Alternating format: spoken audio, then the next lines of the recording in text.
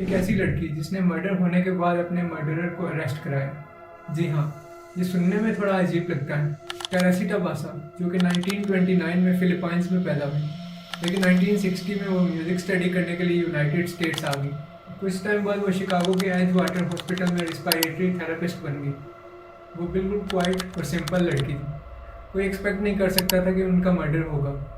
लेकिन 21 फरवरी 1977 को रात 10 बजे फायर डिपार्टमेंट को एक कॉल रिसीव हुई। उस कॉल के मुताबिक टेरेसिटा के घर पे आग लग गई थी। जब फायर डिपार्टमेंट का स्टाफ वहाँ पे पहुँचा तो उन्हें टेरेसिटा की बॉडी जले हुए मैट्रेस के नीचे मिली। उनकी चेस्ट पे एक नाइफ लगी हुई। इन्वेस्टिगेटर्स का मानना था कि ये आग मर्डर को कवर करने के लिए लगाई गई थी और ये एक सेक्सुअल असॉल्ट का केस था।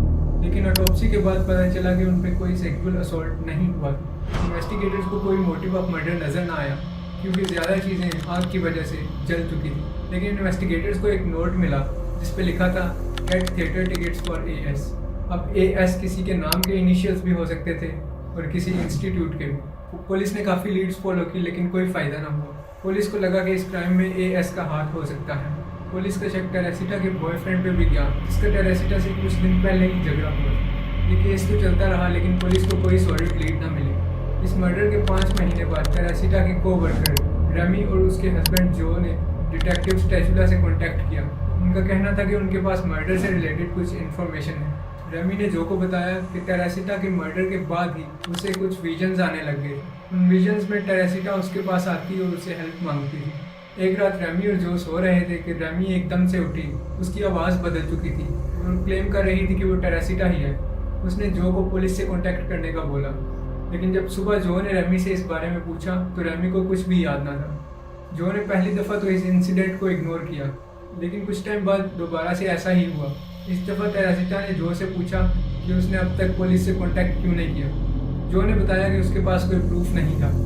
टेरेसिटा ने जॉन को खुद बताया कि एलन शॉवरी जिसने उनका मर्डर किया है वो उनके घर से कुछ ज्वेलरी भी लेके गया था जो उसने अपनी गर्लफ्रेंड को दे दी। जब डिटेक्टिव स्टैचुला को ये बात बताएगी तो उन्होंने कुछ बैकग्राउंड रिसर्च करने का सोचा। वो एलन की गर्लफ्रेंड के पास गए और उनसे पूछा कि क्या उन दिनों में एलन ने उन्हें कुछ ज्वेलरी गिफ्ट की थी। उनकी गर्लफ्रेंड ने बताया कि हाँ, एलन ने मुझे कुछ ज्वेलरी गिफ्ट की थी और उसने परमिशन भी दे दी कि ये ज्वेलरी वो टेरेसिटा के घर वालों को दिखा सकती है। जब टेरेसिटा के घर वालों ने ये ज्वेलरी देखी तो उन्होंने पहचान ली ये ज्वेलरी टेरेसिटा की ही थी। एलन शॉवरी भी टेरेसिटा का को-वर्कर था। दरअसल उस रात एलन टेरेसिटा का टीवी रिपेयर करने के लिए उसके घर आने वाला था। अब प्रूफ मिल जाने के बाद एलन ने ये मान लिया कि ये मर्डर उसी ने किया था।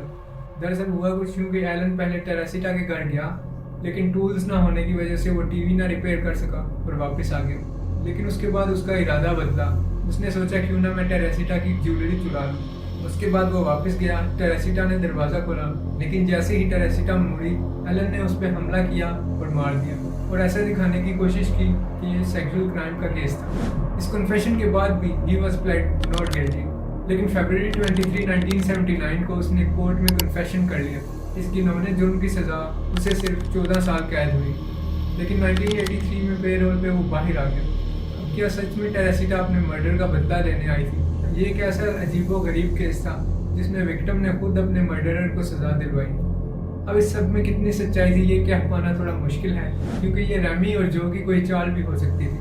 ऐसी ही और वीडियोस देखने के लिए चैनल को सब्सक्राइब करें और वीडियो को लाइक करके कमेंट ज़रूर करें।